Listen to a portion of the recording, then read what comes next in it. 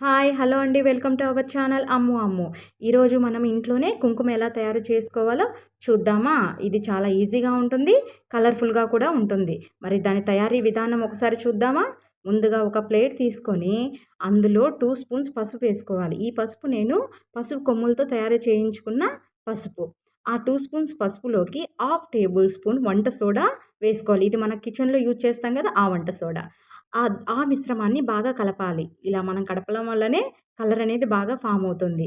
దానిలోకి half lemon స్క్వైజ్ చేయాలి. ఇలా స్క్వైజ్ చేసినప్పుడు ఏమంటే నురగ ఫామ్ అవుతుంది. లెమన్ అనేది సిట్రిక్ యాసిడ్ కదండీ! అందులో వంట సోడా ఆల్రెడీ వేసాం కదా! అందుకని ఆ నురగ అనేది ఫామ్ అవుతుంది. దీన్ని ఒక 10 మినిట్స్ బాగా కలపాలి మిశ్రమాన్ని. ఇలా కలుపుతూ ఉంటే మనకు కలర్ మారడం గమనిస్తూ ఉంటాము. అలా చేంజ్ అయిన తర్వాత మళ్ళీ ఒక 10 మినిట్స్ బాగా కలిపినప్పుడు మొత్తం ఫుల్ కలర్‌ఫుల్‌గా వచ్చేస్తుంది.